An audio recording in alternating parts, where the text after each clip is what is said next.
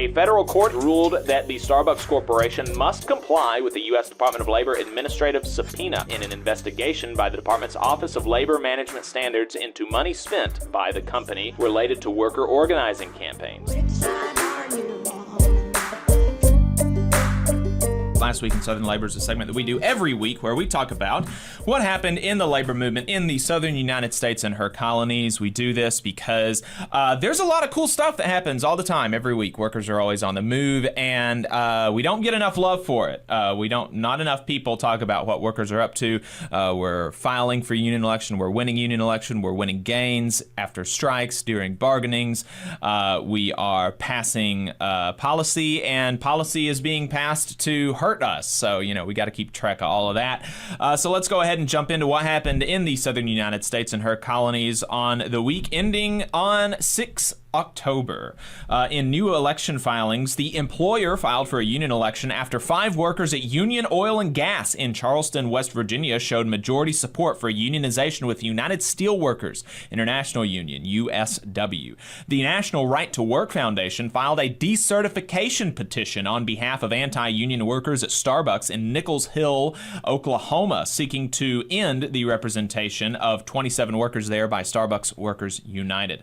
The employer filed for a union election after 2 workers at TV Oil and Gas in Winfield, West Virginia, showed majority support for unionization with the USW. 19 workers at Starbucks in Midwest City, Oklahoma, filed for a union election with Starbucks Workers United, as did 20 Starbucks workers in Houston, Texas. 19 workers at Rising for Justice in Washington, D.C., filed for a union election with the Washington Baltimore News Guild, Local 32035.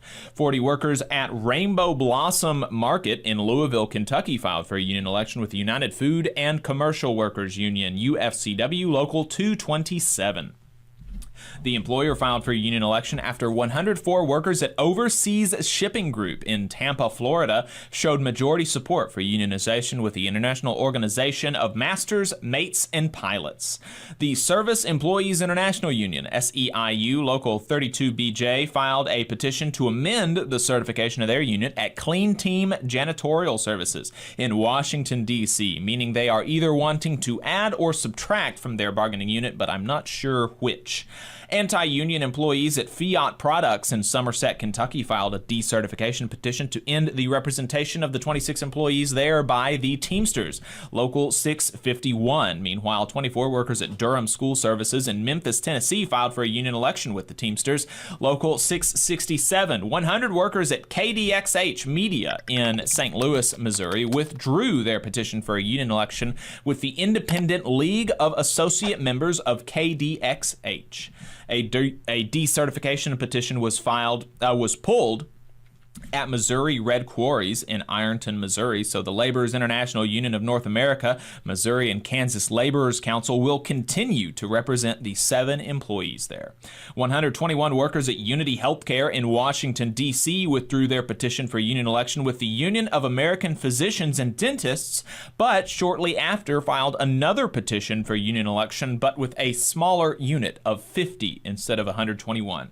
The NLRB threw out a decertification petition by anti-union workers at Starbucks in Tallahassee, Florida, so the 25 workers there will remain a part of Starbucks Workers United.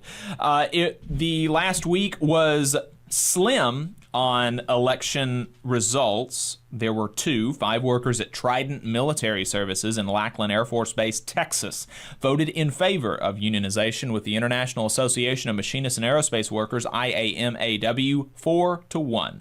And 86 workers at Corsair Memory in Duluth, Georgia, a video games manufacturer, voted against unionization with the Teamsters, Local 728, 32-46.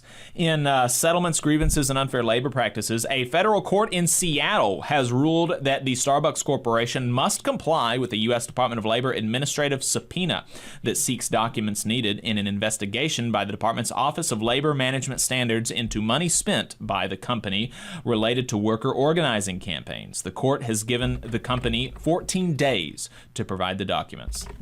Hey, 5 seconds. Just wanted to say that this is only possible because of our donors. If you want to see more of this, then consider donating yourself at tvlr.fm/donate. In updates on strikes and bargaining, the American Prospect reported on more changes to the pay of rural letter carriers, with this change to the pay structure seeming to be snapping back some of the major pay cuts that happened a month or two ago. One carrier told the Prospect that with the implementation of the REX system, he originally lost $15,000 a year, and he got back $6,000 of that with this most recent update.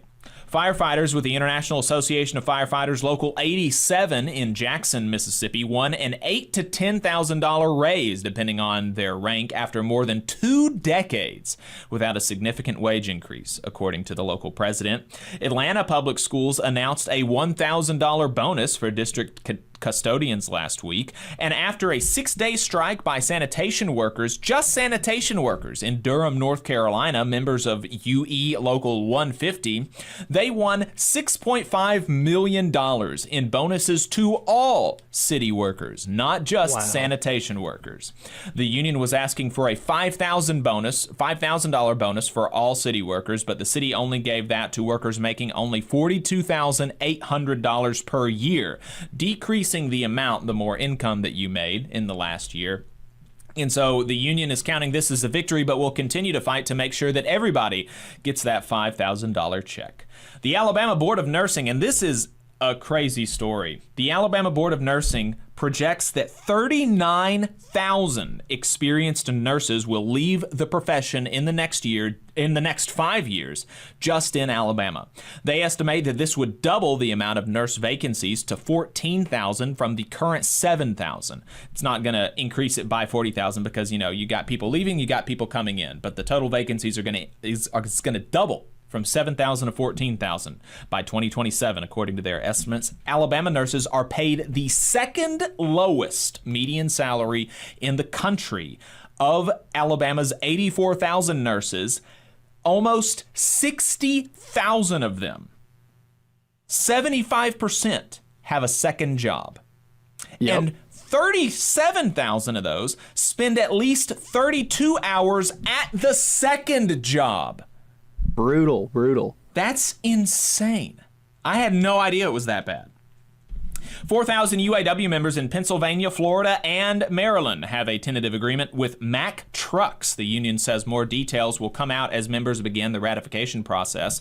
188 UAW members at ZF Manufacturing in Tuscaloosa, Alabama, a Mercedes parts manufacturer, are still on strike, as are Shangri-La dispensary workers with the UFCW Local 655 in Columbia, Missouri. They began striking in May. Three Brothers coffee workers with UFCW Local 1995 are on strike in Nashville, Tennessee. They have been since June, as have Memphis soy protein production workers with the Bakery, Confectionery, Tobacco Workers, and Grain Millers International Union Local 390G at International Fragrances and Flavors over in Memphis.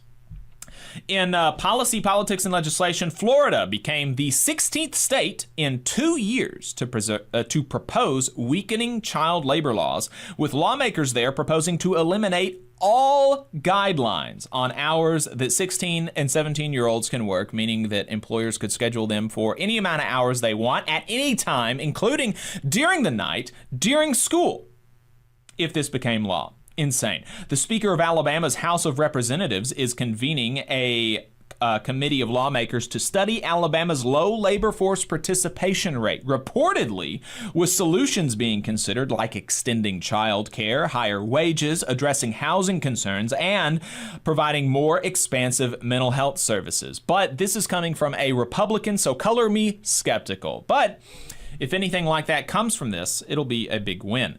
22,000 Alabamians lost Medicaid in June due to the ending of a federal COVID emergency, and the Alabama Medicaid agency last week told news outlets that the total number was 100,000 since the emergency ended. Jeez. 100,000 Alabamians don't have health care anymore. They've been kicked off of Medicaid. So presumably that's great for our state economy and the labor force participation rate. Just wild.